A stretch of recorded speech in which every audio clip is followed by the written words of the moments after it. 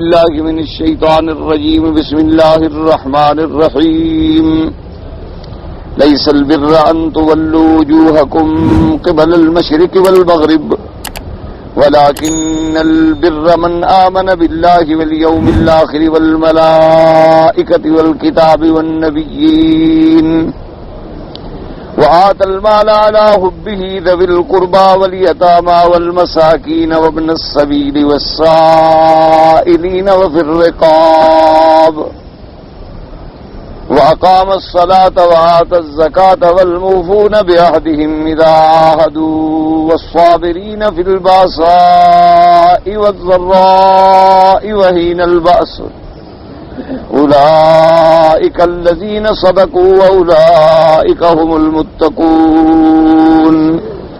قال المؤلف والمفسر رحمه الله تبارك وتعالى وقوله تعالى ذوي القربى وهم قرابات الرجل وهم أولى من أعطى من الصدقة كما ثبت في الحديث الصدقة على المساكين صدقة وعلى ذوي الرحم ثنتان صدقة وصلة فهم أولى الناس بك وببرك وإعطائك.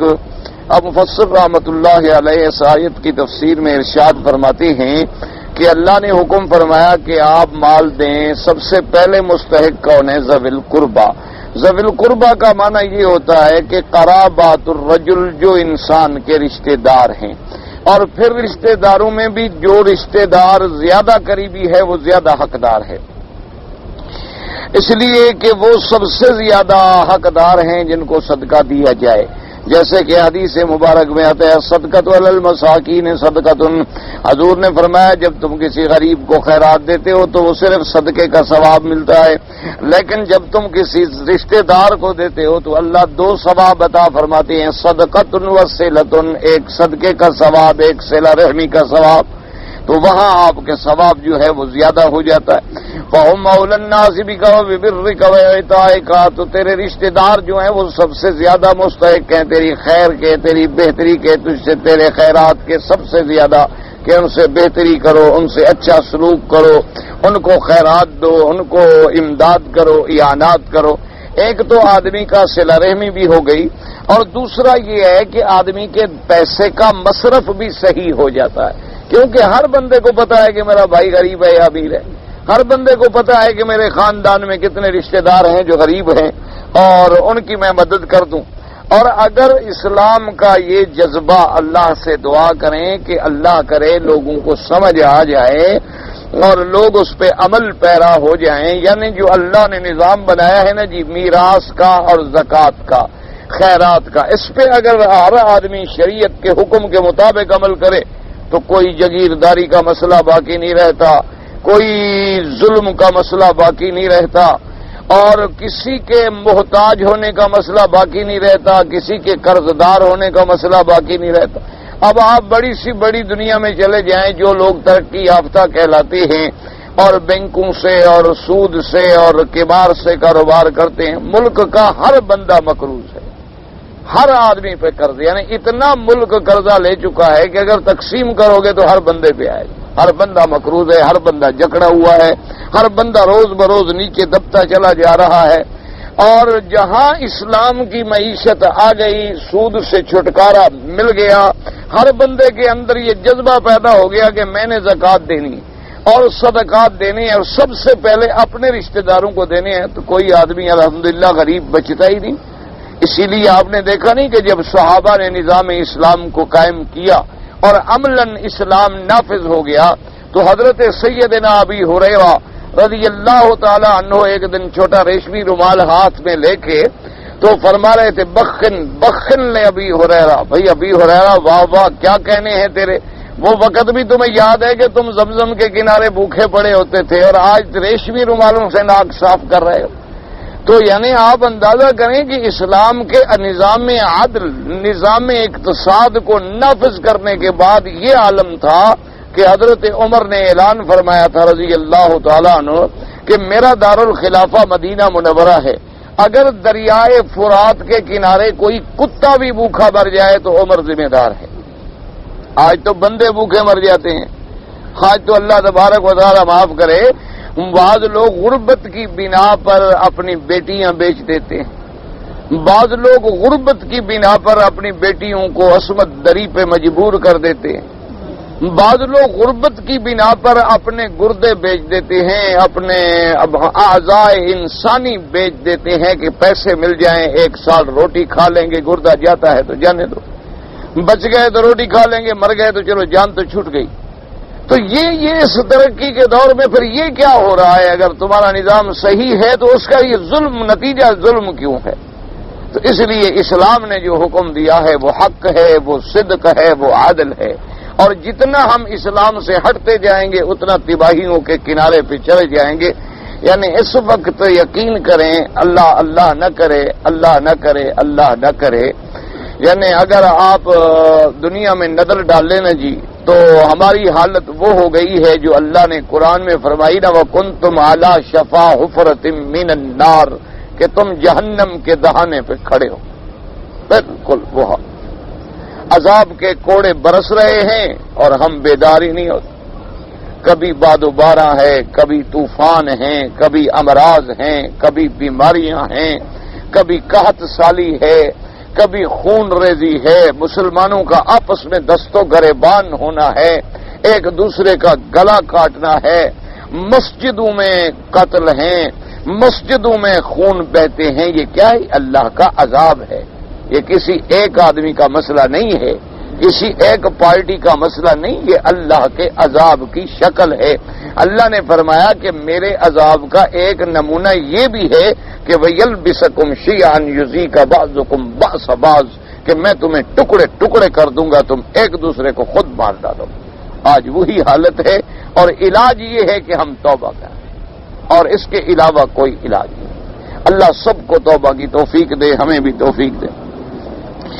اب جناب فرماتی ہیں وَلِيَتَامَى، اللہ نے فرمایا قَدْ أَمَرَ اللَّهُ تَبَارَكَ وَتَعَالَىٰ بِالْإِحْسَانِ إِلَيْهِمْ فِي غَيْرِ مَوْضِعٍ مِّن كِتَابِهِ الْعَزِيزِ، اللہ پاک نے اپنے رشتہ داروں پر احسان کرنے کا کئی مقام پہ حکم دیا۔ فرمایا وَلِيَتَامَى، یتیموں کو مدد کرو، هُمُ الَّذِينَ لَا كَاسِبَ لَهُمْ وَقَدْ مَاتَ آبَاؤُهُمْ ضُعَفَاءُ صِغَارٌ دُونَ الْبُلُوغِ وَالْقُدْرَةِ عَلَى التَّكَسُّبِ، یتیم کا معنی یہ ہے کہ جو ابھی بالغ نہیں ہوئے، جو ابھی بڑے نہیں ہوئے، ان کے ماں باپ فوت ہو گئے، ان کے لیے کوئی کمانے والا نہیں ہے، تو ان کی جو ہے آپ مدد کریں۔ اس لیے حدیث پاک میں آتا ہے حضور صلی اللہ علیہ وسلم نے کتنی بڑی خوشخبری سنائی، فرمایا انا وکافل الیتیم، میں اور یتیم کی کفالت کرنے والا قیامت میں اکٹھے ہوں گے۔ یعنی اندازہ فرمایا اس سے بڑی خوشی کیا ہو سکتی ہے۔ تو اس لیے جن کے گھر میں یتیم ہیں، بھائی کی اولاد ہے، چچے کی اولاد ہے، بہنوں کی اولاد ہے، وہ یہ نہ سمجھیں گے بوجھ ہے، وہ یہ سمجھیں کہ اللہ نے ہمیں جنت میں جانے کا ذریعہ دیا ہے کہ ہم ان کی خدمت کریں اور خدا ہمیں جنت نصیب کرے۔ اور اس کے بعد جناب فرماتی ہیں لیکن یہ جب جوان ہو جائے پھر ٹھیک ہے وہ خود کمائیں۔ وقت قال عبد الرزاق انبانا مابرن جو ہے بن رزاق النزار بن صورتن علی رضی اللہ تعالیٰ عنہ رسول اللہ صلی اللہ علیہ وسلم قال لا یتم بعد حلم، حضرت علی رضی اللہ تعالیٰ عنہ سے روایت ہے کہ حضور پاک نے فرمایا کہ جب یتیم بالغ ہو جائے پھر یتیم نہیں، یتیم ہے بلوغت سے پہلے، جب بالغ ہو جائے، بڑا ہو جائے، اب محنت کرے، کمائے۔ والمساکین وهم الذین لا یجدون ما یکفیہم فی قوتہم وکسوتہم وسکناہم ویعطون ما تصد به حاجتہم وخلتہم۔ مساکین سے مراد کیا ہے؟ وہ مسکین ہوتا ہے جس کے پاس اتنا نہیں ہے کہ وہ کھانا پینا بھی کر سکے، کپڑا بھی پہن سکے اور رہائش بھی حاصل کر سکے۔ یعنی یوں سمجھ لو اگر رہائش ہے، لباس ہے، جو روز کی روٹی ہے تو وہ مسکین نہیں ہے۔ مسکین وہ ہوتا ہے کہ جس کے پاس ایک دن کا کھانا بھی نہیں ہے، رہنے کی جگہ بھی نہیں ہے، لباس بھی نہیں ہے، وہ مسکین۔ وفي الصحيحين عن ابي هريره رضي الله تعالى عنه ان رسول الله صلى الله عليه وسلم قال ليس المسكين بهذا الطواف الذي ترده التمرة والتمرتان واللقمة واللقمتان ولكن المسكين الذي لا يجد غنى يغنيه ولا يفطن له ويصدق عليه۔ حضرت ابی ہریرہ رضی اللہ تعالیٰ عنہ سے روایت ہے، صحیحین کے اندر امام بخاری اور امام مسلم نے یہ حدیث نقل کی ہے۔ حضور پاک نے فرمایا کہ لیس المسکین بہذا الطواف، یہ پھرنے والا مسکین نہیں ہوتا کہ کبھی ایک کھجور مل گئی، کبھی 2 کھجور مل گئی، کبھی ایک لقمہ مل گیا، کبھی 2 لقمے مل گئے. حضرت نے فرمایا یہ مسکین نہیں ہے تو طواف ہے، یہ تو بھکاری ہیں، بھیک مانگنے والے ہیں جو اسلام کے نام پر بدنما داغ بن چکے ہیں. فرمایا مسکین وہ ہوتا ہے الذی لا یجد غنی یغنی، کہ جس کے پاس اتنا نہیں ہے کہ جو اس کو بے پرواہ کر دے، اور پھر وہ ظاہر بھی نہیں ہوتا کہ لوگ سمجھیں کہ یہ مسکین ہے، یعنی وہ اپنی حالت بھی ایسی نہیں بناتا کہ لوگ اس کو مسکین سمجھیں. اس لیے لوگ سمجھتے ہیں یہ تو بڑا آدمی ہے، یا سب الجاہل اغنیاء من التعفف، کیونکہ وہ کبھی سوال نہیں کرتا، کسی کے آگے خوشامد نہیں کرتا، کسی کے آگے اپنی غربت کا اظہار نہیں کرتا. ایسے لوگ اصل میں مستحق ہیں کہ مانگتے بھی نہیں ہیں اور نظر بھی نہیں آتے. ایسے لوگوں کو ڈھونڈ ڈھونڈ کے پہنچانا چاہیے تاکہ اللہ تبارک و تعالی ہمیں اس کا صحیح اجر عطا فرمائے. اور فرمایا وابن السبیل، یعنی یتیموں کو دیں، مسکینوں کو دیں. اور وابن السبیل کون ہے؟ مسافر. وهو المسافر والمجتاز والذي قد فرغت نفقته يتامى يسره الى بلده، کہ ایک مسافر ہے، اس کا پیسہ ختم ہو گیا، اب اس کی مدد کرو تاکہ وہ باعزت اپنے گھر کو پہنچ جائے. کیونکہ اچھا یہ بھی کہتا ہے کہ کوئی آدمی اپنے ملک میں امیر تھا لیکن یہاں محتاج ہو گیا تو وہ مستحق ہے ہماری امداد کا، اور وہ زیادہ مستحق ہے کیونکہ وہ تو سوال کر ہی نہیں سکتا بیچارہ، اس لیے ضروری ہے کہ آدمی اس کی مدد کرے. وَقَضَى الَّذِي يُرِيدُ سَفْرًا فِي طَاعَةٍ وَيُطَامَ يَكْفِيهِ فِي ذِهَابِهِ وَإِيَابِهِ. اچھا اسی طرح کوئی آدمی ہے وہ سفر کرنا چاہتا ہے علم حاصل کرنے کے لیے، وہ سفر کرنا چاہتا ہے نیکی کے کام کے لیے کہ میں جا کے علم سیکھوں، میں جا کے کوئی فن حاصل کروں تاکہ میں اس کے بعد، تو اس کی بھی آپ مدد کریں تاکہ آنے جانے کے وہ قابل ہو اور وہ اپنے پاؤں پہ کھڑا ہو سکے. وَيَدْخُلُ فِي ذَلِكَ الضَّيْفُ، اور علماء نے فرمایا اس میں مہمان بھی داخل ہے، کیونکہ وہ مہمان بھی ہے مسافر بھی ہے تو اس کا بھی حق ہے کہ اس کی خدمت کریں. كما قال علي بن ابي طلحه عن ابن عباس رضي الله تعالى عنه انه قال ابن السبيل هو الضيف الذي ينزل بالمسلمين. حضرت ابن عباس رضی اللہ تعالیٰ عنہ فرماتی ہیں کہ ابن السبیل سے مراد یہ ہے کہ جو مہمان اللہ تیرے گھر میں بھیجے. مہمان کا آنا جو ہے یہ بھی باعث خیر ہے، باعث رحمت ہے. اور آدمی سمجھ لے کہ بھئی جس دانے پہ اللہ نے جس کی مہر لگائی ہے اسی نے کھانا ہے، اور تو کوئی کھا نہیں سکتا. پھر مہمان آئے اور آدمی بخل کرے تو اس سے بڑی بری بات کوئی نہیں. یعنی آدمی مہمان آئے تو خوش ہو کر جو اللہ نے توفیق دی ہے، یہ ضروری نہیں ہوتا کہ آپ تکلفات کریں، نہیں، جو اللہ نے آپ کو توفیق دی ہے وہ مہمان کو پیش کریں اور خوش ہو کے پیش کریں. مہمان کے وجود سے برکت ہوتی ہے، اس کے کھانے میں رحمت ہوتی ہے اور اللہ تبارک و تعالی آپ کو پھر زیادہ عطا فرماتے ہیں. وَقَضَى قَالَ لِمُجَاهِدٍ وَسَعِيدِ بْنِ جُبَيْرٍ وَأَبُو جعفر الباقر مقاتم حیان، یعنی اس سے مراد مہمان بھی داخل ہے کہ مہمان کو کھانا کھلائیں. وَالصَّائِلِينَ وَهُمُ الَّذِينَ يَتَعَرَّضُونَ لِلطَّلَبِ فَيُعْطَوْنَ مِنَ الزَّكَاةِ وَالصَّدَقَاتِ. اور اللہ نے فرمایا کہ وہ سائلین، وہ مانگنے والے، ایک تو ہے یہ جو عام بھکاری ہیں یہ نا، ایک وہ ہوتے ہیں کہ فقراء ہیں، غریب ہیں، وہ جانتے ہیں کہ یہ سخی آدمی ہے، اس کے گھر کبھی آ جاتے ہیں تاکہ ہمیں کچھ نہ کچھ مدد کر دیں، تو ان کو بھی آپ دیں. كما قال الامام احمد بن وكيع عبد الرحمن قال حدثنا سفيان بن محمد عن يحيى بن يحيى عن فاطمة بنت الحسين عن ابيها قال عبد الرحمن حسين بن علي قال قال رسول الله للسائل حق وان جاء على فرس. انہوں نے روایت کی اہل بیت نے، حسین ابن علی رضی اللہ تعالیٰ عنہ سے روایت ہے کہ حضور پاک نے فرمایا کہ سائل اگر گھوڑے پر بھی سوار ہو کے آئے تو اس کا حق ہے، اس کو خالی نہ کرو. اما السائل فلا تنہر، جب اس نے سوال کیا ہے تو سوال ایک ذلت ہے. ویسے پہلے دور میں تو یہ کوئی تصور بھی نہیں کر سکتا تھا کہ کوئی سوال کرے گا، کون اپنے آپ کو ذلیل کرتا ہے. لیکن اگر اس نے کر دیا اپنے آپ کو ذلیل تو اب تم شرمندہ نہ کرو، جو تمہاری توفیق ہے، طاقت ہے، کچھ نہ کچھ اس کو دے دو. اللہ تبارک و تعالی تمہیں اس کا بدل جو ہے وہ ضرور عطا فرمائیں گے. رواه ابو داود فی الرقاب وهم المکاتبون الذین لا یجدون ما یودونه فی کتابتهم. گردن چھڑانے میں کیا مانا؟ پہلے زمانے میں یہ ہوتا تھا نا کہ غلام ہوتے تھے، اب تو وہ جہاد بھی ختم ہو گیا، غلام بھی ختم ہو گئے. تو غلام جب مثلا ایک مجاہد کے حصے میں غلام آ گیا تو اب اس نے کہا کہ دیکھو بھائی، اگر تم 10,000 ریال مجھے کما کے دے دو تو تمہیں میں آزاد کر دوں. اس کو کہتے ہیں مکاتب. بدل مکاتب طے ہو گیا کہ بھئی تم میرے غلام ہو، لیکن 10,000 ریال کما کے مجھے دے دو تو میں تمہیں آزاد کر دوں. اب اس غلام نے جا کے کمانے کی کوشش کی تو ایسے آدمی کی مدد کرو تاکہ تمہارا بھائی آزاد ہو جائے، تمہارا بھائی غلام نہ رہے. اسلام نے غلاموں کے بڑے حقوق رکھے ہیں. اسلام نے جہاں غلام ہونے کی اجازت بخشی وہاں غلاموں کا تحفظ کیا اور ہر جگہ نصیحت کی کہ ان کے ساتھ بہتر سلوک کرو اور تاکہ وہ آزاد ہوں اور آزادی میں آ جائیں. وَسَيَأْتِي الْكَلَامُ عَلَى كَثِيرٍ مِّنْ هَٰذِهِ الْأَصْنَافِ فِي آيَاتِ الصَّدَقَاتِ مِنْ بَرَاءَةٍ إِنْ شَاءَ اللَّهُ تَعَالَىٰ. اب مفسر فرماتا ہے کہ اس کی تفصیل جو ہے انشاءاللہ سورۃ براءہ میں جا کے میں کروں گا. وقال وقت قال ابن میاد مدنہ ابی قال حدثنا ابن عبد الحمید قال حدثنا شریک نبی حمزہ الشعبی حدثتنی فاطمہ بنت قیس انها سالت رسول اللہ صلی اللہ علیہ وسلم افی المال حق سوى الزکاة قالت فتلا علی وآت المال على حبه مسکینا ویتیما وآت المال على حبه ذوی القربى والیتامى والمساکین وابن السبیل. اب بی بی صاحبہ فرماتی ہیں یہ بی بی فاطمہ بنت قیس ہیں. یہ اور بی بی ہیں جن کا نام فاطمہ ہے لیکن یہ قیس کی بیٹی ہیں، حضور صلی اللہ علیہ وسلم کی بیٹی مراد نہیں ہے. وہ فرماتی ہیں کہ میں نے حضور پاک سے پوچھا کہ افی المال حق سوى الزکاة، یا رسول اللہ مال کے اندر صرف زکوٰۃ کا ہم پر حق ہے یا اس کے علاوہ بھی ہے؟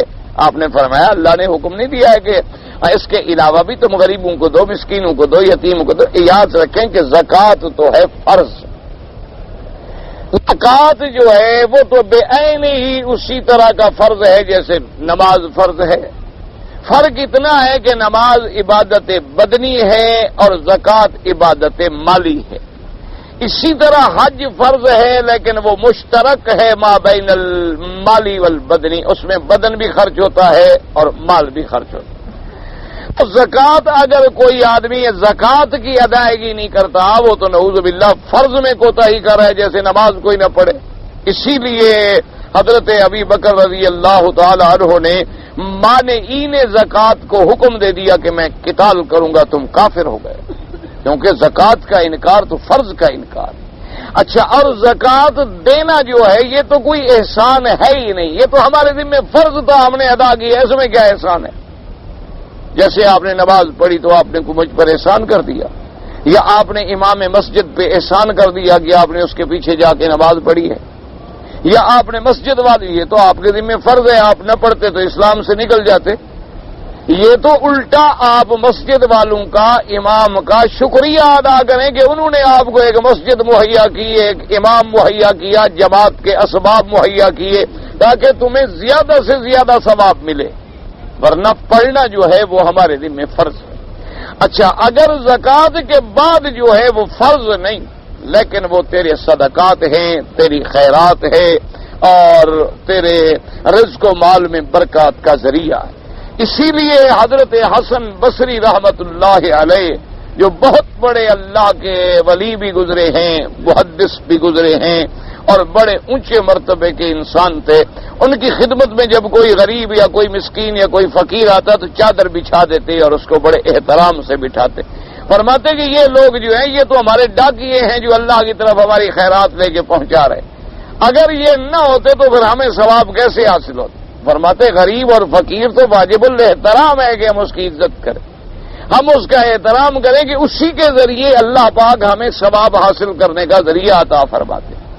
اور اسی طرح ایک صحیح حدیث مبارک میں ہے کہ میرے آقا نے سرکار مدینہ حبیب کبریا صلی اللہ علیہ وعلا آلہ وصحابہ وسلم تسلیما کثیرا، آپ نے فرمایا اللہ روزانہ فرشتے اتارتے ہیں آسمان سے اور ان کی صرف ڈیوٹی یہ ہے کہ وہ سارا دن صبح سے لے کر شام تک دعا کرتے رہتے ہیں کہ اللہم آت لکل منفق خلفا وآت لکل ممسک تلفا، کہ اللہ ہر خرچ کرنے والے کو اس کا بدلہ عطا فرما اور جو بخل کر رہا ہے اس پہ ہلاکت، اس کے مال پہ بربادی عطا فرما. تو اس لیے جتنا آدمی اللہ کے راستے میں خرچ کرتا ہے اتنا مال میں برکت ہوتی ہے۔ اللہ نے فرمایا کہ یمحق اللہ الربا ویربی الصدقات، کہ اللہ سود کو ہلاک و برباد کر دیتے ہیں اور خیرات میں اضافہ کر دیتے ہیں۔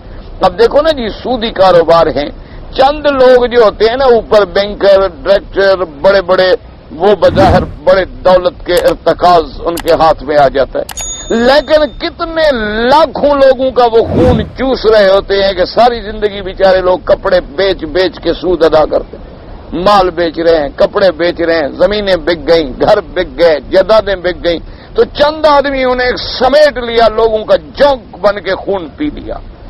تو اب اس کا معنی تو کوئی عبارت نہیں ہے، کوئی بڑائی نہیں ہے کہ چند آدمی جو ہیں وہ تو امیر سے امیر تر ہوتے چلے جائیں اور اللہ کی مخلوق جو ہے وہ غریب سے غریب تر ہوتی چلی جائے۔ یہ کوئی عدل یا انصاف تو نہیں ہے۔ عدل انصاف تو یہ ہے کہ سب کو برابر اللہ پاک ان کے حقوق جو ہیں وہ عطا فرمائے۔ اس لیے حضور نے فرمایا کہ ہاں بی بی اور بھی حق ہیں، صدقات کیا کرو، یتیموں کو دیا کرو، رشتہ داروں کو دیا کرو، مسکینوں کو دیا کرو، اس سے تمہارے مال کے اندر برکت اور رحمت ہوتی ہے۔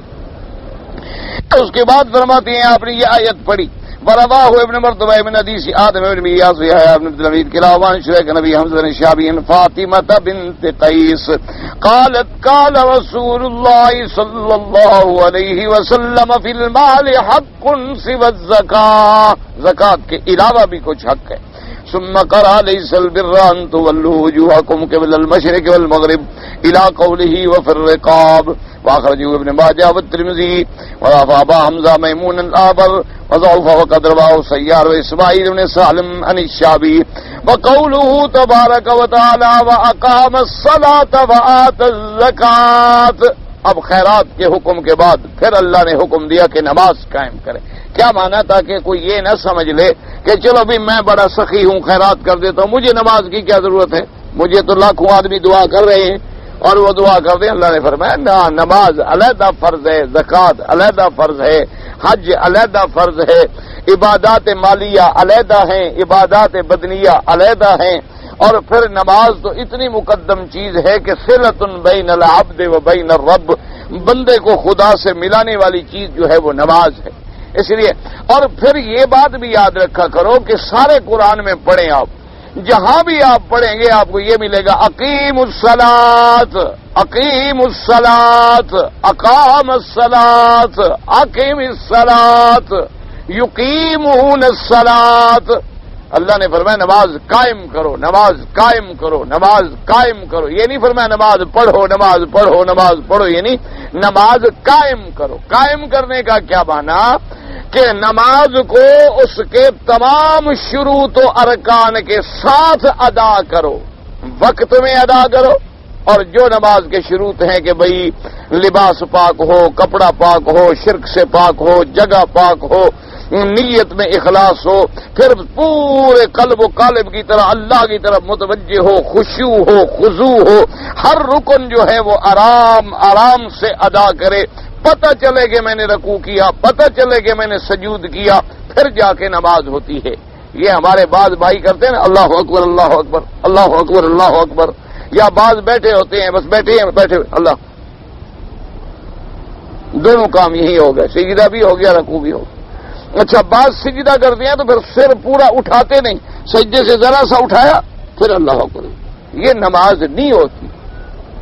ایک بات یاد رکھ لیں، سمجھ لیں کہ جو بھائی اس طرح جلدی میں نماز پڑھتے ہیں گویا پڑھنا نہ پڑھنا برابر ہے۔ تو آپ نے وقت بھی نکالا، وضو بھی کیا، مسجد میں بھی آئے اور نماز ادا ہی نہ ہوئی تو کیا فائدہ ہوا؟ اور یہ بات کسی مولوی نے نہیں کہی کہ آپ کسی مولوی سے ناراض ہو جائیں، یہ بات میرے سرکار نے فرمائی۔ میرے مدنی پاک کے سامنے ایک صحابی نے آ کے نماز پڑھی، حضور بیٹھے تھے اور دیکھ رہے تھے، اس نے جلدی جلدی نماز پڑھی، نماز پڑھ کے آیا اور آگے سلام کیا حضور کی خدمت میں، آپ نے فرمایا ارجع فصلی فانک لم تصلی، لوٹ جاؤ پھر نماز پڑھو، تم نے نماز نہیں پڑھی۔ وہ لوٹ گیا بیچارہ، اس نے جا کے پھر نماز پڑھی، نماز پوری کر کے پھر حضور کی خدمت میں آیا، السلام علیکم، آپ نے فرمایا ارجع فصلی فانک لم تصلی، جاؤ پھر نماز پڑھو، تم نے نماز نہیں پڑھی۔ اب وہ پھر گیا، اس نے جا کے پھر نماز پڑھی. اب نماز پڑھ کے واپس آیا حضور کی خدمت میں. آپ نے فرمایا اللہ کے بندے ارجع فصلی، جاؤ پھر پڑھو نماز. فإنک لم تصلی، تم نے نماز پڑھی ہی نہیں. اب دیکھو حالانکہ وہ تو 3 دفعہ پڑھ چکا ہے اور حضور فرماتے ہیں تم نے نماز پڑھی ہی نہیں. صحابی نے کہا کہ حضور ناراض نہ ہو، مجھے اسی طرح آتی ہے اور مجھے آتی نہیں، میں نے تو 100 دفعہ بھی پڑھی تو یہی حال رہے گا. تو آپ نے فرمایا اللہ کے بندے اس طرح نماز نہیں ہوتی. جب تکبیر کہو تو آرام سے تکبیر کہو، پھر آرام سے کھڑے ہو کے ثنا پڑھو، فاتحہ پڑھو، سورت پڑھو، پھر اللہ اکبر کہہ کے آرام سے رکوع میں جاؤ، حتیٰ کہ تیرا بدن، تیرا عضو جو ہے بالکل کمر سیدھی ہو جائے، اور پھر کم از کم 3 دفعہ ورنہ 7 دفعہ 11 دفعہ سبحان ربی العظیم، سبحان ربی العظیم، سبحان ربی العظیم. اس کے بعد فرمایا سر اٹھاؤ، سمع اللہ لمن حمدہ، ربنا لک الحمد حمدا کثیرا طیبا مبارکا کما یحب ربنا ویرضی. پھر کہو اللہ اکبر، اور پھر سجدے میں پورا اپنی پیشانی، اپنا ناک، اپنے یہ دونوں ہاتھ، اپنے یہ دونوں گھٹنے، اپنے یہ دونوں پاؤں کی انگلیاں سب زمین پہ ہوں. بعض لوگ آپ نے دیکھے ہوں گے نماز پڑھتے ہیں، نماز میں سجدے میں اور پاؤں اٹھاتے رہتے ہیں، نماز ہی نہیں ہوتی. تو اس طرح آپ نے فرمایا کہ پھر جب سجدہ کر لو تو پھر اللہ اکبر کر کے اتنا بیٹھو کہ تیرے کمر سیدھی ہو جائے، اور اس کے بعد رب اغفر لی وارحمنی وارزقنی واہدنی واعف عنی. پھر کہو اللہ اکبر، پھر جاؤ سجدے میں اور پھر کہو سبحان ربی الاعلی. کم سے کم درجہ 3 دفعہ، 5 دفعہ، 7 دفعہ، 11 دفعہ. اور اگر آپ نفل یا تہجد پڑھ رہے ہیں تو چاہے 100 دفعہ بھی پڑھیں، جتنا مرضی آئے آپ لمبا پڑھتے رہیں. نفل پڑھ رہے ہیں تو جتنا مرضی آئے آپ اس میں دعائیں بھی کرتے رہیں. رب اعنی علی ذکرک و شکرک و حسن عبادتک، اللہم انک عفو تحب العفو فاعف عنی، اللہم انی اسألک العفو والعافیہ. یہ سب دعائیں پھر جا کے نماز ہوتی ہے. یہ جو ہم کہتے ہیں اللہ اکبر اللہ اکبر سبحان اللہ سبحان اللہ، یہ تو کوئی نماز نہیں کہ پتہ ہی نہیں کہ ہم کیا پڑھ رہے ہیں. کوئی ایکسپریس ٹرین چل پڑی ہے، کوئی بٹن ایسا دب جاتا ہے کہ کرنٹ لگ جاتا ہے، آدمی کو پتہ نہیں کیا ہو جاتا ہے. یہ تو منافق کی نماز ہے. وہ سمجھتا ہے کہ جلدی اپنے سر سے بوجھ اتاروں، پھینکوں اور جاؤں کہ میں نے نماز پڑھ لی. یہ نماز نہیں ہوتی ہے. ایک موٹی بات یاد رکھیں، کوئی مولوی آپ کو نہیں بتاتا تو وہ قیامت میں پکڑا جائے گا. یہ جو ہے نا کبھی آتے ہیں کوئی ایسے اچھا یہ کیا نماز ہے؟ کس نے کہا ہے؟ کوئی کھیل ہے، تماشا ہے؟ بھئی باقاعدہ تمہاری ہتھیلیوں کا رخ جو ہے وہ قبلے کی طرف ہو، اور یہ اپنے ناک کے یہ نیچے والی جو جگہ اس کے برابر ہوں، بسم اللہ اللہ اکبر، پھر یہ ہاتھ اس کے اوپر ہو. اب یہ ہے کہ چاہے تم ناف کے نیچے باندھ لو، ناف پہ باندھ لو، سینے پہ باندھ لو، کوئی حرج نہیں. سب حدیث میں ثابت ہے، کوئی جھگڑے کی بات نہیں ہے. جو چیزیں میرے مدنی پاک کے فرمان میں آ جائیں اس میں لڑائی نہیں ہوتی. اور پھر نماز فرض ہے، اس کے باقی معاملات کچھ واجبات ہیں، کچھ سنن ہیں، کچھ مستحبات ہیں، اس میں لڑائی تو ہوتی ہی نہیں.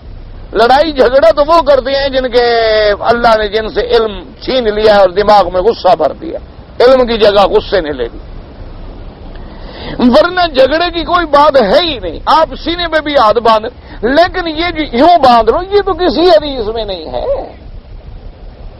کہ بھی یہ ہاتھ یہاں رکھ لو اور یہ یہاں رکھ لو. یہ تو کسی حدیث میں نہیں. اور یہ تو کسی حدیث میں نہیں ہے کہ نماز پڑھتے ہوئے جیب سے گھڑی نکال کے ٹائم دیکھتے رہو. یہ تو کسی حدیث مبارک میں نہیں ہے کہ نماز میں تم اپنے اترے کے پھول بناتے رہو کہ پھول میں فرق آ گیا ہے اور نیچے کناروں میں فرق آ گیا ہے، یا اپنے قمیض سے کھیلتے رہو یا کپڑوں سے کھیلتے رہو. یہ تو کسی حدیث میں نہیں. عمل کثیر جہاں جائز ہے اگر کوئی ضرورت پیش آ گئی. ورنہ حضور نے دیکھا ایک آدمی نے نماز میں یوں کیا، آپ نے فرمایا اگر اس کے دل کے اندر خشوع ہوتا تو اس کے ہاتھ بھی حرکت نہ کرتے. اتنی بھی حضور صلی اللہ علیہ وسلم نے گوارا نہیں کیا. اور پھر جب نماز پڑھ رہے ہو تو کم از کم سبحان ربی العظیم جو پڑھے تمہیں پتہ تو ہو کہ کیا پڑھا ہے. سبحان ربی العظیم آرام سے کلمہ تو ادا کرو نا, تمہیں پتہ تو چلے کہ میں نے پڑھا کیا ہے. سبحان ربی الاعلی پتہ تو چلے کہ تم نے کیا پڑھا ہے. اللہ اکبر اللہ اکبر اللہ اکبر اللہ اکبر اللہ اکبر اللہ. یہ تو کوئی نماز نہیں ہے. یہ کس نے کہا ہے آپ کو کہ نماز ہے؟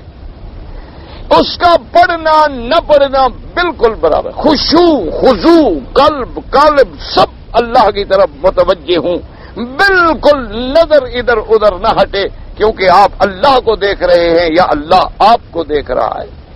یہ کوئی نماز میں کھیلنا, کوئی کھیل رہا ہے, کوئی نماز میں پیسے گن رہا ہے, کوئی نماز میں کپڑے ٹھیک کر رہا ہے, اور ہمارے بعض بھائی جو ہیں ماشاءاللہ وہ ٹکریں ہی مار رہے ہیں.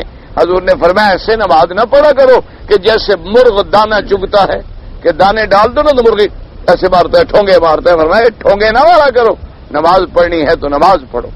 یہ نہیں ہے کہ تم کہو کہ میں نے جناب 2 نفل بھی پڑھی, 2 سنتیں بھی پڑھی, 3 وتر بھی پڑھے, بس 2 نفلیں بھی پڑھی. کوئی فائدہ نہیں. اس سے بہتر ہے کہ 2 سنت اور 3 وتر پڑھو, لیکن انسانوں کی طرح پڑھو. یہ نہیں کہ رکعتیں تیری زیادہ ہو جائیں. اصل بات یہ ہے کہ 2 رکعت پڑھو, وہ 2 رکعتیں صحیح ہو جائیں. وہ 2 رکعتیں جو تم صحیح ادا کرو گے وہ 100 رکعت. آپ نے فرمایا یہ تو صلاۃ المنافق ہے. منافق کی نماز ہے کہ سورج پیلا ہونا شروع ہو جاتا تو آج اللہ اکبر. اب ہمارے ملک میں ماشاءاللہ بعض جماعتیں ایسی ہیں, اللہ ان کو اور ہم سب کو ہدایت دے دے, وہ نماز عصر کی پڑھتے ہی اس وقت ہیں کہ بعد میں باقی آدھا گھنٹہ بھی نہیں ہوتا. اچھا کچھ ہمارے ماشاءاللہ ان کے مقابلے پہ جو ضد میں آ گئے ہیں وہ 2:30 بجے عصر پڑھ لیتے ہیں. اب اس کا بھی کوئی علاج ہے؟ 2:30 بجے 2:30 بجے عصر ہو جاتی, اور ظہر وہ تو 11:30 بجے.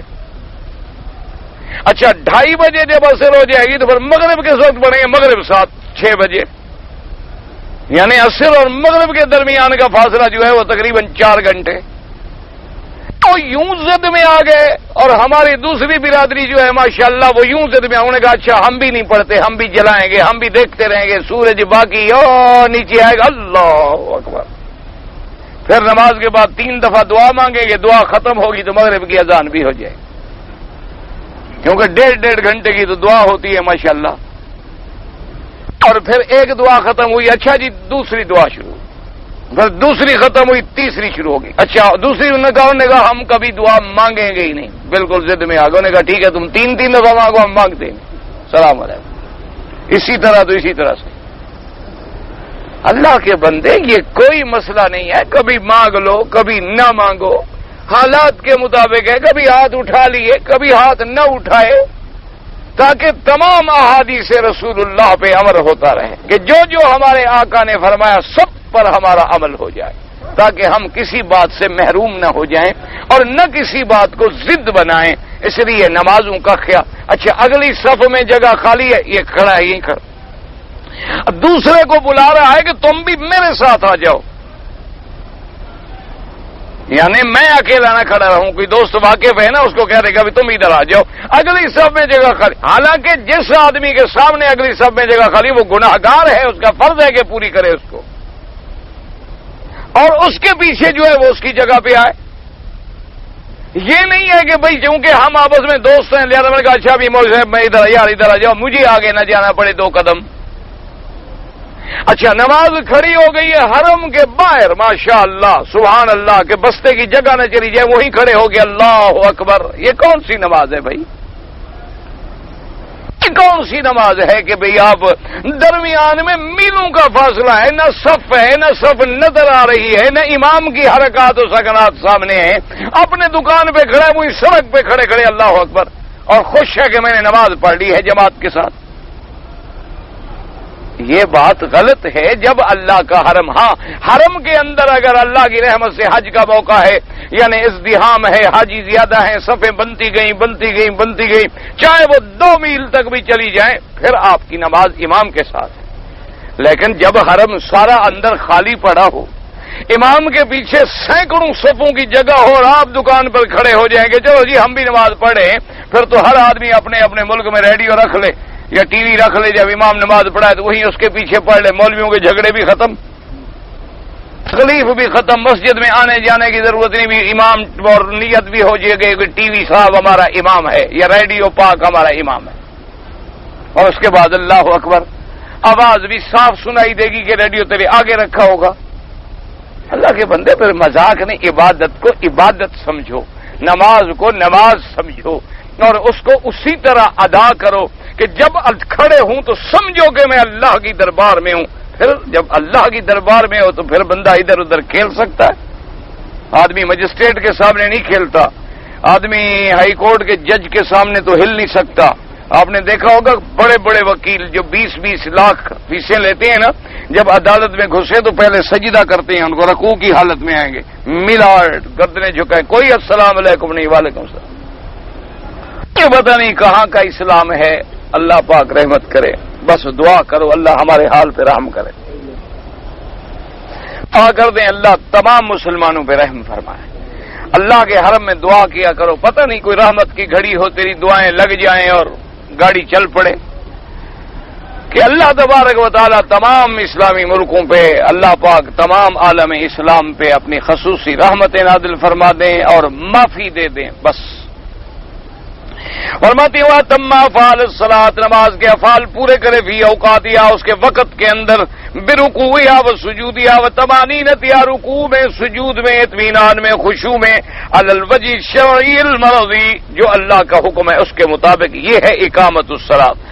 وقوله تعالی وآت الزکاۃ یحتمل ان یکون المراد بہ زکاۃ النفس وتخلیصها من الاخلاق الدنیۃ الرذیلۃ كقوله تعالی، اور فرمایا وآت الزکاۃ، اب مفسر فرماتے ہیں کہ دو معنی ہیں، یا تو زکات کا معنی وہی زکات ہے، یا زکات کا معنی ہے زکات النفس، کہ اپنے نفس کو برائیوں سے پاک کرے، اپنے نفس کو برائیوں سے پاک کرے، رذائل سے پاک کرے، خبائث سے پاک کرے، محرمات سے پاک کرے، گندی باتوں سے پاک کرے، فحش گوئی سے پاک کرے، جیسے کہ اللہ تبارک و تعالی نے دوسرے مقام پہ بھی قرآن میں فرمایا قد افلح من زکاہا وقد خاب من دساہا، کامیاب ہو گیا جس نے اپنے نفس کو شرک سے، کفر سے پاک کر لیا، ہلاک ہو گیا جس نے میلا کر دیا۔ وقول موسیٰ لفرعون هل لك إلى أن تزكى وأهديك إلى ربك فتخشى، جیسے کہ موسیٰ علیہ السلام نے فرعون سے کہا تھا کیا تو یہ نہیں چاہتا کہ تو اپنے آپ کو پاک کر لے شرک سے، کفر سے، اور تو یہ نہیں چاہتا کہ میں تمہیں ہدایت کروں پروردگار کی طرف اور تو ڈر جائے اپنے رب سے۔ وقوله تبارک وتعالی وویل للمشرکین الذین لا یؤتون الزکاۃ، اللہ نے فرمایا ہلاکت ہے، بربادی ہے مشرکوں کے لیے جو اپنے زکات ادا نہیں کرتے، یعنی کیا معنی اپنے آپ کو پاک نہیں کرتے کفر و شرک سے۔ فرماتے ہیں یحتمل یکون المراد زکات المال، یہ حکم ہے کہ مال کی بھی زکات ادا کرے، کما قال سعید بن جبیر مقاتل حیان یکون مذکور من عطاء الجہاد والاصحاب المذکورین انما هو التطوع والبر والصلہ، ولہذا تقدم فی الحدیث عن فاطمہ بنت قیس ان فی المال حقا سوى الزکات۔ اب مفسر کہتا ہے کہ یا تو اس آیت میں پھر زکات کا حکم ہے، اور پہلی آیت جو ہم نے پڑھی ہے اس میں صدقات کا حکم ہے۔ فرماتے ہیں وقوله تعالی والموفون بعہدہم اذا عاہدوا، اور مومن کی صفت یہ ہے کہ جب وعدہ کریں تو اپنے وعدے کو وفا کریں۔ فرمایا الذین یوفون بعہد اللہ ولا ینقضون المیثاق، اور مومن کی صفت یہ ہے کہ اللہ سے جو وعدہ کیا تھا اس کو قائم کریں اور اللہ سے کیا ہوا وعدہ نہ توڑیں۔ ہم سب نے کیا وعدہ کیا تھا؟ الست بربکم الست بربکم قالوا بلا، تو وہ وعدہ جب ہم قبروں پہ سجدہ کرتے ہیں تو پھر کہاں گیا وہ وعدہ؟ حالانکہ مومن کی یہ صفت ہے کہ جو وعدہ ہے اس وعدے کو قائم رکھے اور نہ توڑے۔ اس کے بعد واقع عزیز صفت یہ نفاق، اس کے واقع جو ہے وہ نفاق ہے، جیسے کہ میں نے مدنی سرکار نے فرمایا آیت المنافق ثلاث، حضور نے فرمایا کہ منافق پہچان نہ ہو تو اس کی 3 نشانیاں ہیں، ان 3 علامات کو دیکھو یہ پائی جائیں تو وہ بندہ منافق ہے۔ فرمایا پہلی نشانی کہ اذا حدث کذب، جب بات کرے تو جھوٹی کرے، اذا اؤتمن خانا، جب کوئی امانت رکھی جائے تو اس میں خیانت کرے، وَإِذَا وَعَدَ أَخْلَفَ، جب وعدہ کرے تو وعدہ جھوٹا کرے۔ فرمایا یہ منافق کی علامت ہے۔ تو اب آپ اندازہ کریں، ہر آدمی سوچے کہ کہیں ہمارے اندر یہ بیماری ہے تو نہیں، تینوں ہیں آدھی ہے تو پھر 50% منافق ہے، اور ایک ہے تو پھر 25% منافق ہو گیا، 33%۔ اگر تینوں ہیں تو پھر 100% ڈگری اپنی خود آپ پیمانے سے نکال لیں کہ 3 نشانیاں ہیں کہ بات کرے تو جھوٹی کرے، وعدہ کرے تو جھوٹا کرے، امانت میں خیانت کرے۔ اگر یہ تینوں پائی جائیں تو پورا منافق، 1.5 پائی جائے تو آدھا منافق، 1 پائی جائے تو تیسرا حصہ منافق، اور تینوں نہ ہوں تو پکا مومن۔ اس لیے ہر آدمی اپنے آپ کا خود خیال کر لے کہ صرف میں نے آج 24 گھنٹے میں کتنی جھوٹ بولے ہیں، صرف آج کا ذرا آنکھیں بند کر کے ذرا غور کر لو کہ میں نے آج کے دن میں صبح ہونے کے بعد سے لے کر اس وقت تک کتنی جھوٹی باتیں کی ہیں۔ ہر آدمی تھوڑا تھوڑا گریبان میں ایسے آنکھیں بند کر کے ذرا دیکھ رہے، سوچ رہے، اور کیا میں نے آج کسی سے وعدہ خلافی تو نہیں کی؟ آج مجھے کسی نے امانت دی تھی، اس میں نے خیانت تو نہیں کی؟ امانت صرف مال نہیں ہوتا، یہ بھی امانت ہے، المجالس بالامانات، کہ میں اگر کہہ دوں کہ بھی یہ میری بات سن رہے ہو، اس کو امانت سمجھنا، میری اجازت کے بغیر باہر نہیں کر سکتے، اگر آپ نے کی تو وہ بھی خیانت ہے۔ صرف امانت یہ نہیں ہوتی کہ پیسے رکھو، امانت کے اندر ہر چیز داخل ہوتی۔ اس لیے فرماتے ہیں وہ بالحدیث الاخر اذا حدث كذب وعهد غدر واذا خاصم فجر، اور حضور نے فرمایا اور منافق کی اور نشانی کیا ہے کہ جب بات کرے تو جھوٹی کرے، جب وعدہ کرے تو غدر کرے، اور فرمایا اگر جھگڑا کرے تو گالیاں بکے۔ فرمایا یہ بھی منافق کی علامت ہے کہ غصے میں آئے تو ماں بہن اور دنیا جہان کی گالیاں دے رہا ہے، ورنہ مسلمان کبھی گالی نہیں دیتا۔ المؤمن لا يكون فاحشا ولا ہاں ایک ہے غصے میں، جذبات میں، مجبوری میں نکل گئی تو مسلمان فوراً معافی مانگتا ہے، اس بندے سے بھی معافی مانگتا ہے، اپنے اللہ سے بھی معافی مانگتا ہے۔ وَقَوْلُهُ تَبَارَكَ وَتَعَالَى وَالصَّابِرِينَ فِي الْبَأْسَاءِ وَالضَّرَّاءِ، اور صبر کرنے والے فقر میں بھی بیماریوں میں بھی۔ اللہ نے فقیر بنا دیا تو یہ نہیں کہتے پھرتے کہ جی پتہ نہیں تقدیر ہی بس ہمیں لڑ گئی، پتہ نہیں جی تقدیر نے بھی ہمارا گھر ہی دیکھ لیا تھا، اور جی پتہ نہیں خدا کو ہمیں خراب کرنے سے کیا فائدہ ہوگا۔ اللہ فرماتے یہ نہیں، بس راضی رہے کہ مجھے فقیر بنایا ہے تو حکمت ہے۔ اس لیے شیخ سعدی رحمت اللہ نے فرمایا نا کہ اللہ نے چیونٹی کو پر نہیں دیے، فرمایا کیوں؟ وہ قادر ہے، وہ جانتا ہے، اگر چیونٹی کو پر دے دیتا تو چڑیا کا ایک بچہ بھی زندہ نہ رہتا، یہ سارے اڑ کے کھا جاتے۔ اللہ نے کسی کو اگر غریب رکھا ہے اس کی بھی حکمتیں ہیں، اگر اس کے پاس پیسہ ہوتا تو پتہ نہیں وہ کیا کرتا۔ یہ سب اللہ کی حکمتیں ہیں، کسی کو غریب بنایا، کسی کو امیر بنایا، کسی کو بیماری دے دی، کسی کو تندرستی دے دی، کسی کو طاقت دے دی، کسی کو کمزوری دے دی، سب نظام ہے۔ بندے کا کام ہے اللہ کی رضا پہ راضی رہے، اللہ کے فیصلوں پہ راضی رہے۔ اور اس کے بعد فرماتے ہیں فی حال المرض والاسقام وحین الباس، اگر کافروں سے جنگ ہو جائے تو پھر بھی جمع رہے۔ فی حال القتال والتقاء الاعداء، قاله ابن مسعود بن بعض العلي مرت حمداني ومجاهد سعيد بن جبير وقتال ربيعا سسطي وقال حيان وابو مالك وذاك وغيرهم، انما نصب الصابرين على المدح والحث على الصبر في هذه الاحوال للشدة وصعوبته والصابرين في الباساء، منصوب مدح پر ہے یہ، وهو المستعان وعليه التكلان، وقول تعالى اولئك الذين صدقوا واولئك هم المتقون، اي هؤلاء الذين اتصفوا بهذه الصفات والذين صدقوا في ايمانهم لانهم حققوا الايمان القلبي بالاقوال والافعال۔ اللہ نے فرمایا کہ جن کے اندر یہ صفتیں ہیں جو ابھی آپ نے پڑھی ہیں، اگر یہ صفتیں پائی جائیں تو وہ لوگ ہیں جنہوں نے اپنے ایمان کو سچا کر دکھایا۔ کہ قول بھی سچا، افعال بھی سچی. اور فرمایا وَأُولَئِكَ هُمُ الْمُتَّقُونَ، اور یہی لوگ ہیں جو صحیح معنوں میں متقی ہیں، ڈرنے والے ہیں اپنے رب سے. لِأَنَّهُمْ اتَّقُوا الْمَحَارِمَ فَعَلُوا الطَّاعَاتِ، کہ ان لوگوں نے حرام سے بچ گئے اور اللہ کی اطاعت و فرما برداری والے کام کر لیے. اللہ ہم سب کو حرام سے بچائے اور اللہ ہم سب کو طاعت نصیب فرمائے.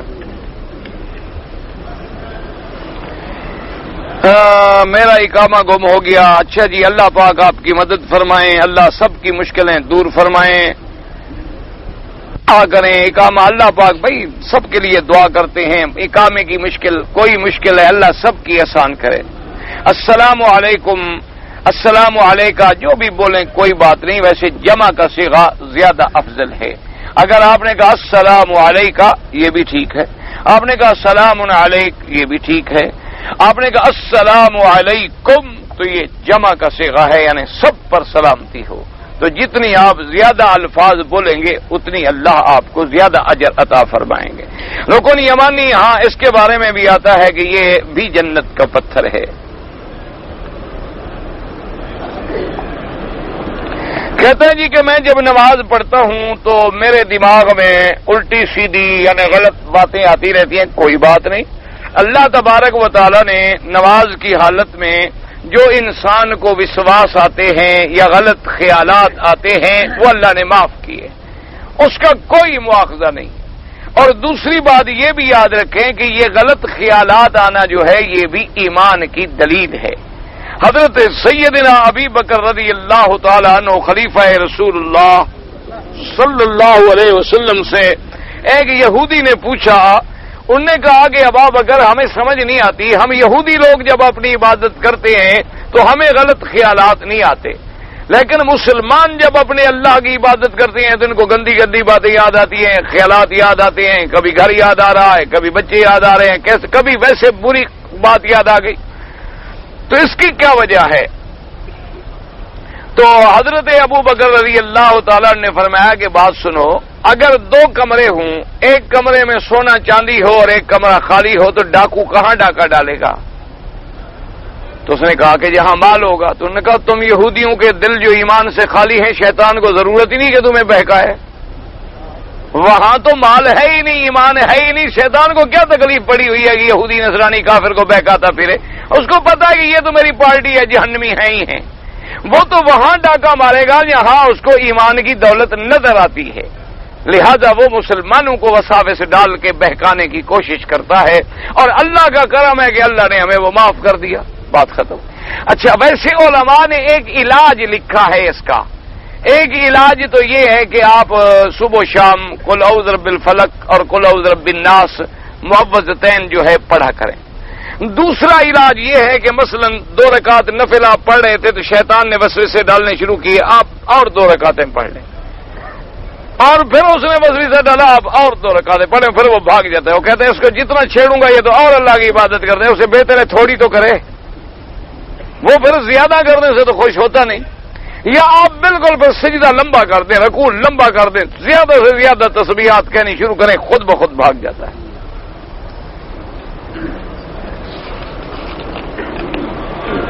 یعنی حمام کے اندر غسل اور وضو کی جگہ ہے تو کیا ہو گیا؟ خدا کے بندے پتہ نہیں لوگوں کو یہ مسئلہ سمجھ نہیں آتا. بھئی جس جگہ تمہارا غسل ہو جاتا ہے وضو کیوں نہیں ہوتا؟ کوئی اللہ نے عقل کھوپڑی دی ہے کہ نہیں دی؟ یعنی ایک آدمی نے جنابت کی حالت میں غسل کرنا ہے تو حمام میں ہمارا غسل تو ہو جاتا ہے، یعنی بڑی پاکی تو حاصل ہو جاتی ہے، چھوٹی پاکی نہیں حاصل ہوتی. جہاں غسل ہو جاتا ہے وہاں وضو ہو جاتا ہے. مسئلہ صرف یہ ہوتا ہے کہ اگر کوئی ایسی جگہ ہے کہ تمہارے پاؤں پہ چھینٹے پڑنے کا اندیشہ ہے تو تم غسل کرنے کے بعد پاؤں آرام سے دھو لو.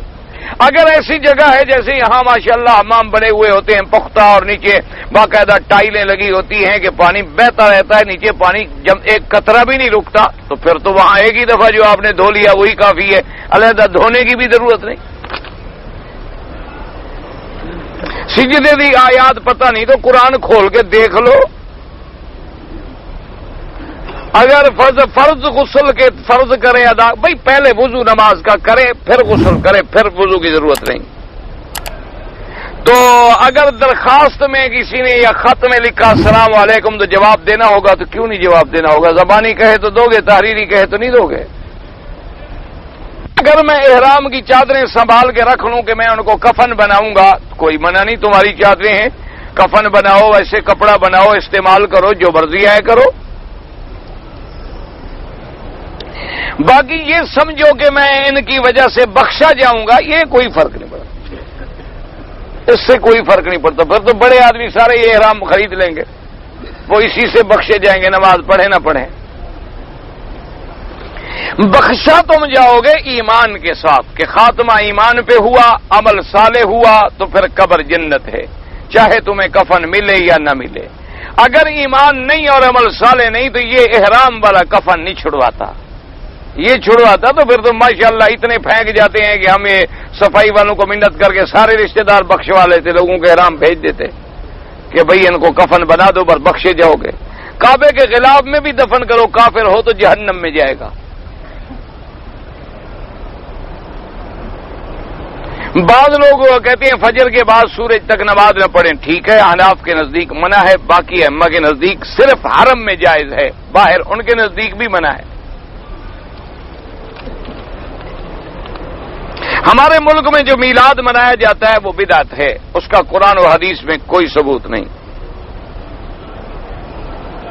اگر میں مسلک حنفی پر ہوں اور پھر فاتح، تو پھر مسلک حنفی پر آپ کو پکا رہنا ہوگا۔ اگر آپ اس مسلک کو چھوڑیں جب آپ کو اتنا اللہ علم دے دے کہ امام ابو حنیفہ سے بھی زیادہ دین کو سمجھنے لگ جائیں، پھر کوئی پابندی نہیں، پھر تم ان کے قول پہ عمل نہ کرو، پھر خود مجتہد بن جاؤ۔ ورنہ تو پھر وہی ہوگا جیسے سٹور میں کسی انگریزی والے کو کھڑا کر دو اور دوائیں دینی شروع کرے تو انشاءاللہ جلدی جنازے اٹھیں گے۔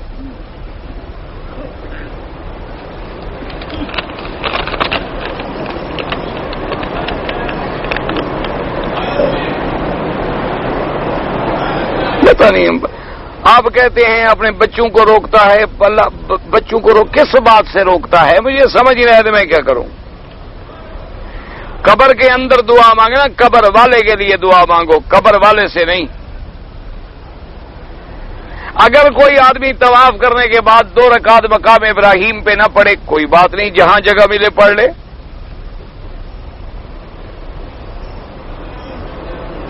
مولوی نے کہا قرآن نہیں پڑھتے بس بسم اللہ پڑھا کرو، نہیں، قرآن پڑھنا سیکھو، جب تک نہیں آتا تو بسم اللہ بھی پڑھا کرو۔ یہ انگلی رکھ کے جو بسم اللہ پڑھتے ہیں نا، بسم اللہ الرحمن الرحیم، بسم اللہ الرحمن الرحیم، بسم اللہ الرحمن الرحیم، یہ جو قرآن ختم کرتے ہیں یہ بدعت ہے۔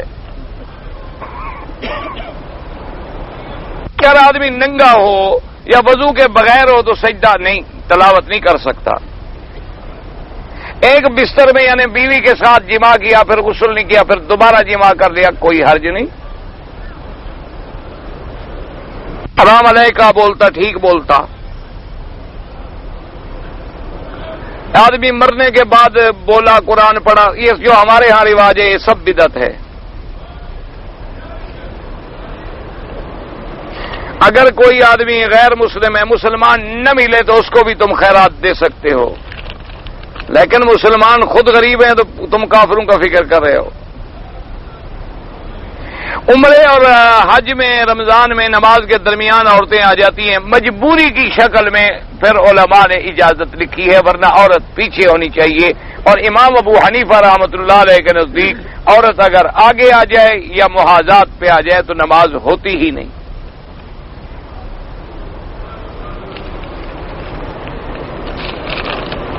ویسے بات یاد رکھیں کہ حج ہو یا رمضان ہو، اگر عورتوں کو ہم خود سمجھائیں گے نہیں تو لوگ کیا کریں؟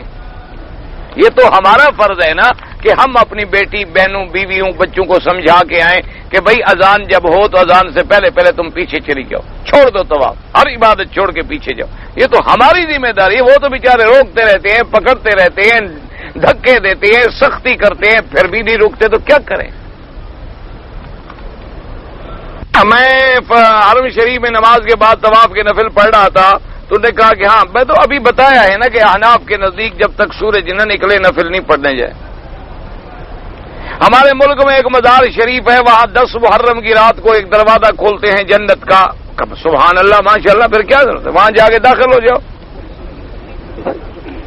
نہ نماز نہ روزہ نہ حج پر آسان کام ہے. ایک دروازے سے داخل ہونا, ادھر سے نکل گیا بس ٹھیک ہے. اچھا جو داخل ہوئے ادھر سے نکل گیا, دیکھ لینا کتنی جنت میں گئے.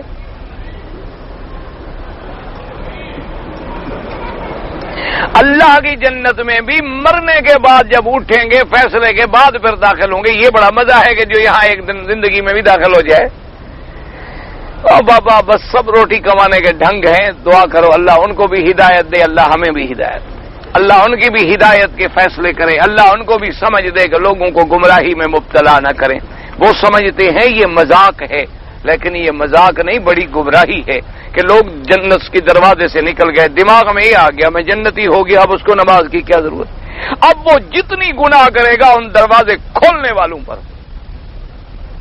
ہمارے چچا بچپن میں چچا ختم وتم پڑھاتے تھے, وہ بدعت کرتے تھے, تم کیوں بدعت کرتے ہو؟ بدعت ہے, بالکل نہ کرو. مجبوراً, کوئی مجبوری نہیں. کیا مجبوری ہے؟ کیا کوئی آدمی پھانسی لگا دیں گے اگر آپ بدعت نہیں کریں گے؟ آپ دوسرے دن چلے جائیں اپنے رشتہ داروں کو ملنے سے, بدعت میں شریک نہ ہوں. قرآن خوانی یہ سب بدعت ہے. خود قرآن پڑھو, اولاد پڑھے, گھر والے پڑھیں, دعا کریں. یہ جو کاروباری طریقہ ہے ہمارے ہاں, یہ کل خانیاں وغیرہ سب منع ہے. ساتھ میں واپسی میں ایک دن جدہ رکوں گا, مدینے سے جدہ آیا پھر مکہ آیا, عمرے کا احرام نہیں باندھا. ٹھیک ہے, اگر مدینے سے چلتے ہوئے نیت تھی کہ میں جدہ جاؤں گا, ایک دن جدہ رکوں گا, پھر وہاں سے مکے جاؤں گا, احرام نہیں باندھا, کوئی حرج نہیں, کوئی جرمانہ نہیں. اگر حافظہ لڑکی ہے حیض کی حالت میں قرآن شریف کو ہاتھ نہ لگائے, پڑھ لے تاکہ بھول نہ جائے, پڑھ سکتی ہے. اسی طرح بہشتی زیور وغیرہ کسی کو پڑھا رہی ہو تو تعلیم بھی دے سکتی ہے, کوئی ایسی بات نہیں. خطبے کے دوران تحیت المسجد, امام ابو حنیفہ رحمۃ اللہ علیہ کے نزدیک جب امام مصلی پہ آ جائے ممبر پہ, بس کوئی نماز بھی نہ پڑھے, بات بھی نہ کرے. باقی ائمہ فرماتے ہیں کہ آتے ہوئے 2 رکعت پڑھ کے بیٹھ جائے. اگر جماعت کی نماز نکل گئی تو سنت کے بعد ہم نے پھر فرض پڑھنے ہیں تو اقامت کہہ لیں, ٹھیک ہے ثواب ہوگا, نہ کہیں تب بھی کوئی بات نہیں. لیکن کوشش یہ کیا کرو کہ اگر جماعت نکل جائے تو دوسری جماعت ڈھونڈنے کی کوشش کرو تاکہ جماعت کا ثواب ملے. نہ تو 2 آدمی مل جاؤ, 3 آدمی مل جاؤ, اپنے بال بچوں کو پیچھے کھڑا کر کے خود نماز پڑھا لی تاکہ جماعت کا ثواب جو ہے وہ حاصل ہو جائے.